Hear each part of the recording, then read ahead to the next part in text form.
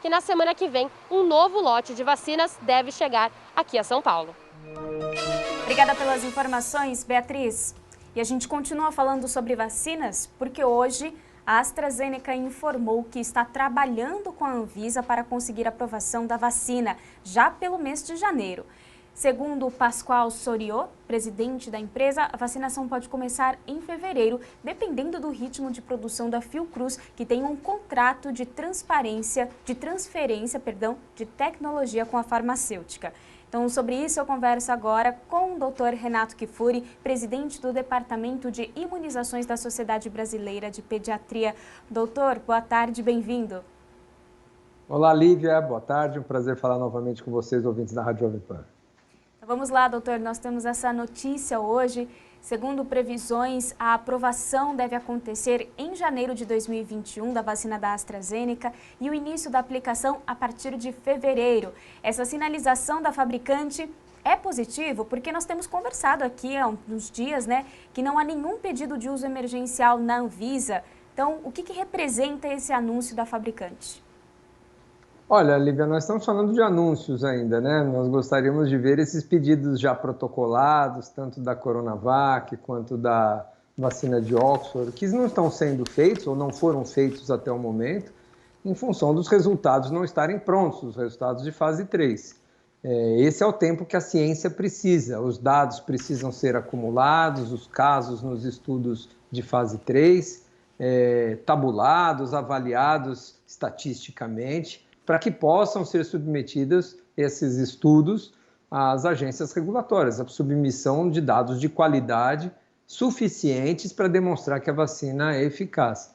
Então, essa história de prometer a data, vamos prometer, vamos aprovar e vamos começar a aplicar, ela é sujeita a muitos fatores. O próprio Coronavac, o Instituto Butantan, já adiou por vezes a entrega desses documentos, o anúncio de quando vai começar a campanha. Eu teria muita cautela em comunicar com a população que vamos ter vacina em janeiro, dia 24, dia 25, em fevereiro. É o tempo da ciência, infelizmente não se pode prever datas exatas. Nós estamos tendo informações de que tudo vai correndo bem. Os estudos de fase 3, a demonstração de eficácia. No momento de uma submissão para a Anvisa vai ter o seu tempo de analisar todo esse dossiê que foi entregue, avaliar a qualidade dos dados, eventualmente pedir mais informações, visitar a fábrica, já foi visitada a Coronavac da AstraZeneca, pode ser que faça algumas recomendações de ajuste. Então vamos com calma, vamos aguardar o mais breve possível, mas nós precisamos desse tempo, para uma vez que esses produtos forem licenciados, eles sejam seguros, estejam aí com todo o crivo dessa exigência de avaliação necessária. Doutor, e ao contrário da vacina da Pfizer, a vacina da AstraZeneca usa uma versão enfraquecida do vírus da gripe. Os últimos resultados dos testes clínicos mostraram que ela teve eficácia média de 70% e a da Pfizer ali em torno de 90%. O que nós podemos concluir? Explica para a gente, nós podemos dizer que esse imunizante é tão eficiente quanto o da Pfizer? O que representa uma eficácia de 70%? Olha, Lívia, é praticamente isso que você falou, é um pouquinho diferente. Na verdade, a vacina da AstraZeneca e de Oxford, ela não usa o vírus da gripe, não. Ela usa um vírus de um resfriado, é um vírus que vai ser o vetor que nós chamamos, é o carreador. Ele vai levar um pedacinho do coronavírus. Então, são vacinas que nós chamamos de vetores. Diferente da vacina da Pfizer, que é uma vacina chamada de RNA, de vacina genética, leva um materialzinho genético do vírus. Então, são tecnologias diferentes. Eu chamo a atenção que nenhuma dessas duas tecnologias nós já utilizamos em nenhuma vacina até hoje. Então, são tecnologias novas e, por isso, também estão sendo muito bem estudadas e com muito cuidado. Essas tecnologias, ou melhor, essas vacinas, têm tido eficácias muito boas, né? Muito boas como 70% e espetaculares como 95%. Então, não se imaginava que num período curto de tempo, menos de um ano, nós tivéssemos 2, 3, 4, 5 vacinas aí na reta final, à beira do licenciamento e com eficácias superiores aí a 70%. A OMS falava, ou continua falando, que a eficácia mínima para a aprovação de uma vacina é 50%. Nós chegamos muito acima disso. 70% de prevenção de Covid seria uma redução drástica nos casos graves, nas hospitalizações e nas mortes. Claro que 95% é melhor, mas certamente todas essas vacinas não chegarão com a mesma eficácia. Uma será 80%, outra 85%, outra 70%. Qualquer eficácia acima de 60%, 50%, 60% é excelente e trará um impacto enorme no controle da pandemia. Vamos aguardar esses dados serem publicados. Sinovac, AstraZeneca, as duas maiores apostas que o Brasil fez, inclusive, como você bem destacou, com transferência de tecnologia, o que nos garante uma autossuficiência nessa produção daqui a um tempo, demonstrem seus resultados. Estamos aguardando com ansiedade a publicação desses dados e a submissão na Anvisa, para que esse registro, seja para uma licença emergencial ou um registro definitivo, seja logo encaminhado. Uma outra notícia que está correndo hoje é que o governo vai exigir exame negativo de Covid-19 para brasileiro ou estrangeiro entrar no país. Essa é uma medida que já está acontecendo há uns bons meses em outros países. O Uruguai, por exemplo, não abriu as suas fronteiras, os Estados Unidos também não. Outros países como o Peru, aqui da América do Sul, Peru, também faz esse pedido para que o passageiro, ao chegar no aeroporto do país, mostre o exame de Covid-19 das últimas 72 horas. Eu te pergunto, essa é uma medida que o Brasil está tomando muito tarde de fazer esse requerimento do exame? Olha, Lívia, essa é uma situação muito difícil de se controlar, especialmente num país como o nosso, que tem uma fronteira territorial muito extensa, né? Você pode exigir eventualmente em aeroportos, você pode exigir eventualmente em portos, mas na fronteira, especialmente rodoviária, isso é praticamente impossível. Eu acho o problema não está tanto na questão do momento que você faz o exame, não há uma padronização desses testes. Não adianta eu pedir um teste que pode ser feito na Bolívia, no Chile, no Paraguai, no Uruguai, que não são reconhecidos, que não são validados no Brasil, né? Então, nós não reconheçamos, por exemplo, o laboratório como oficial, foi um laboratório privado ou não. Então, eu acho de muito pouco valor esse tipo de solicitação para entrada no país. Claro que você pode fechar a fronteira, impedir estrangeiros de entrar, isso faz mais, vamos dizer, tem mais lógica do que você exigir algum teste que você não tem credibilidade desses testes que foram feitos, eles falham muito, em outros países nós desconhecemos. O que nós começamos a discutir internacionalmente é se nós vamos caminhar para um registro de vacinação obrigatório, como a gente tem com febre amarela, né? Para todos que nos assistem aí, muitos de nós já viajamos para países que exigem vacinação de febre amarela, sem a documentação, sem um certificado internacional do viajante, a vacinação de febre amarela, a regulação sanitária internacional não permite nem que você embarque de um país. Talvez nós caminhemos para um futuro, quando dispusermos de vacina para todos, para algum regulatório sanitário, para alguma regulamentação sanitária internacional que possa exigir vacinação. Agora, exigir comprovação de exame, isso nunca foi feito.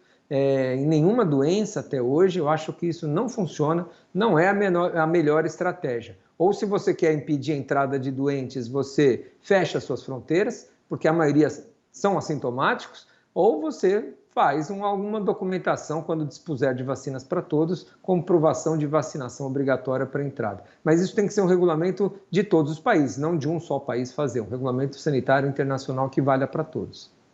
Já que o senhor falou dessa vacinação obrigatória, doutor, qual que é a sua avaliação sobre a notícia, o fato de que a maioria dos ministros do Supremo Tribunal Federal votou a favor da ampla possibilidade de obrigatoriedade da vacinação contra a Covid-19?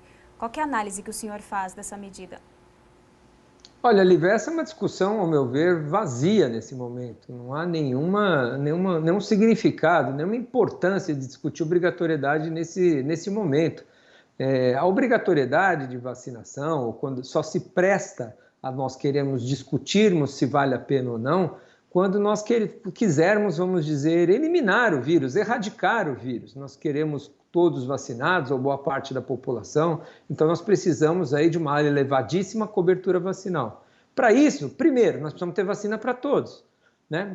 Com a quantidade de vacinas que nós vamos receber no primeiro semestre, por exemplo, no primeiro ano, não é para controlar a doença, é para prevenir formas graves. Nós vamos ter vacina para os grupos de risco somente. Não vamos ter para adultos saudáveis, você não vai ter uma vacina se não tiver no grupo de riscos, as crianças, os adolescentes. Então, essas vacinas, ou essa campanha, ou essa estratégia de imunização que o governo vai implantar no primeiro semestre, não é para controle da doença, da circulação do vírus, é para prevenção de formas graves nos grupos mais vulneráveis. Então, esse é o primeiro ponto. Então, não tem vacina para todo mundo, consequentemente, não tem que discutir obrigação.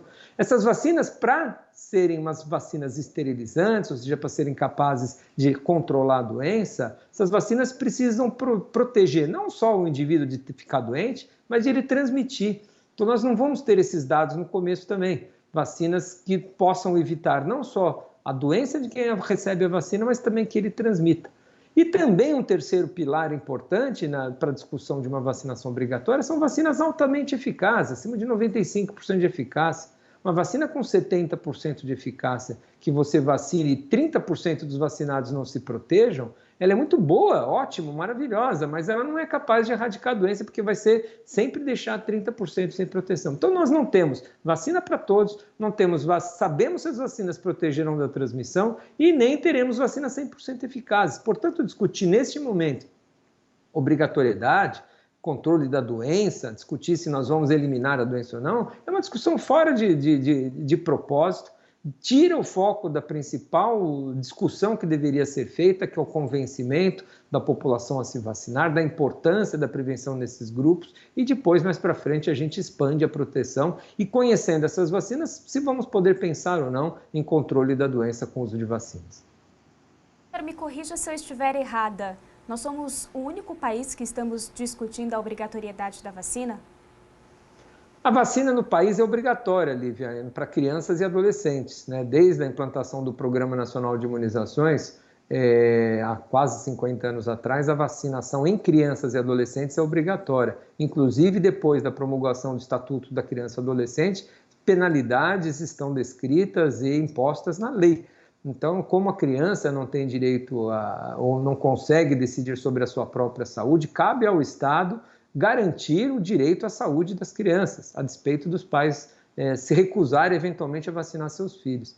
Felizmente, esse é um caminho que pouquíssimos pais têm tomado, de recusa vacinal no nosso país. Pouquíssimos são ainda aqueles que são denunciados ao Ministério Público e a Promotoria da Infância precisa agir e determinar que essas crianças sejam vacinadas a despeito da vontade dos pais. Mas nós temos uma confiança nas vacinas muito grande. Agora, a obrigatoriedade de vacinação de adultos, aliás, os mecanismos, vale a pena dizer que essas crianças que não são vacinadas, os mecanismos de, vamos dizer, de coerção para que essas crianças se vacinem, é matrícula escolar, é entrega de benefícios como Bolsa Família, é apresentação para carteira de trabalho, emprego dos pais. Para adultos, essa é uma discussão que vai um pouco mais além.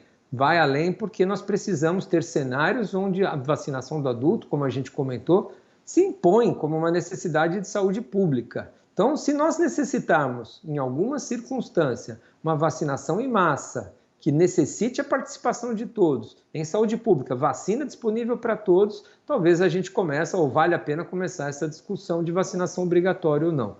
Mas esse é um tema que perpassa, na verdade, pela discussão ética, pelo direito do direito coletivo acima do direito individual, mas é uma discussão que muitos países fazem, não é exclusiva do Brasil, não. Mas ela se perde quando, nesse cenário, onde ainda não temos doenças, onde todos os adultos precisariam ser vacinados para controlar uma doença. Não é o caso atual da Covid. Muito bem, todos os dias nós temos desdobramentos, novas notícias que a gente sempre precisa repercutir. Conversamos com o Dr. Renato Kifuri, infectologista e